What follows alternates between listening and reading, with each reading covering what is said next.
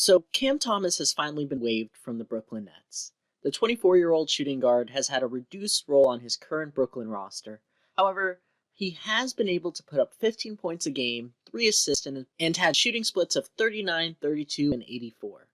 Though this has relatively been a down year for Thomas, he is still a player very capable of putting up 22 to 24 points a game. And at first glance, it seems weird to think that the Nets would just waive Cam Thomas outright as the trade deadline ended. Reports suggested both the Bucks and Cavs showed some interest in Thomas, so the fact that the Nets couldn't even get a second round pick might seem a bit insane. But I promise you it makes sense. And I'm really excited because I've talked about this reason a ton in my videos. But before that, I want to talk about the trades that the Brooklyn Nets did during this 2025-2026 trade deadline that kind of paint a better picture of why the Nets moved on from their high-scoring guard. I think the context is important because even if you combined all their new additions together, Cam Thomas is still a better player in retrospect. However, what these pieces mean for the Brooklyn Nets as a roster could potentially be a lot better in the long run. And I know the trade deadline has passed, but I still have a deal for you. If you click that subscribe button, and maybe that notification bell too, I promise you, dear viewer, an endless stream of moderately decent basketball content. And it would mean a lot if you hype the video, but anyways, let's get back to it. So the first trade we have to talk about is the Chris Paul trade.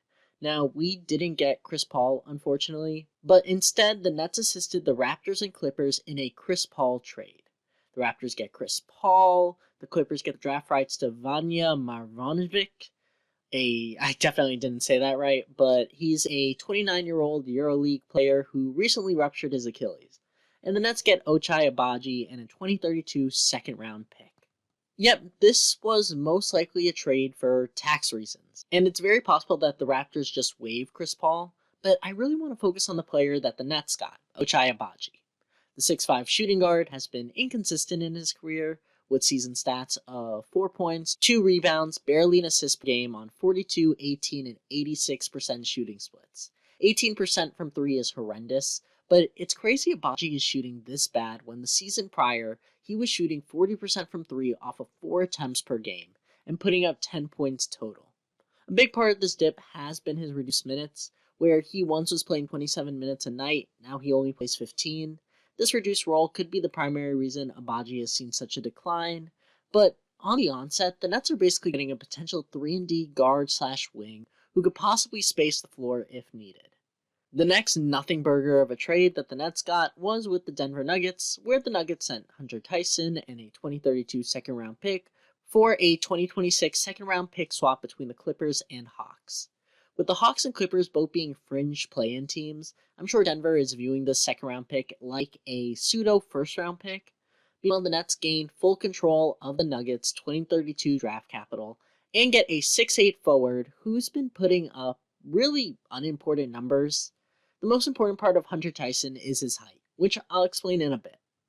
Because the reason why I like the Hunter Tyson trade focuses on what I think the best trade was for the Nets this trade deadline, and that was with the Boston Celtics.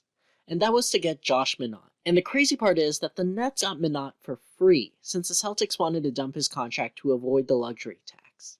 And between Agbaji, Tyson, and Minott is definitely the best piece we got. The 6'8 forward is putting up 5.8 points, 3.6 rebounds, and assists per game, shooting 50% from the field, 44% from 3, and 76% from the free throw line. Again, nothing crazy, but for only playing 16 minutes per game and putting up 44% from behind the arc on about 4 attempts per game, there is genuine upside to the athletic 23-year-old. He might not have the highest ceiling, but he can most definitely be a rotational piece as a 3-and-D wing. And when you think about it, the Brooklyn Nets basically turned Cam Thomas and an injured Haywood Highsmith into a 6'8 athletic 3-and-D wing in Josh Minott, a 6'5 potential 3-and-D guard in Ochai Agbaji, and a 6'8 forward in Hunter Tyson, with 2 second-round picks added on. And again, I'm putting a lot of emphasis on the heights of these players because with this trade, the Brooklyn Nets only have 2 players below 6'5" on the roster, and only one of them are actually in the rotation. The Nets are a really tall team.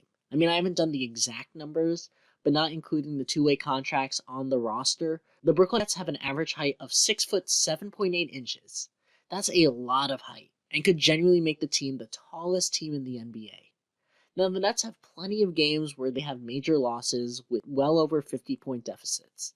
But with a defensive-minded coach in Jordi Fernandez, and showcases like the Nets during the month of December having the best defensive rating in the league, you see the flashes of what the Nets could be defensively.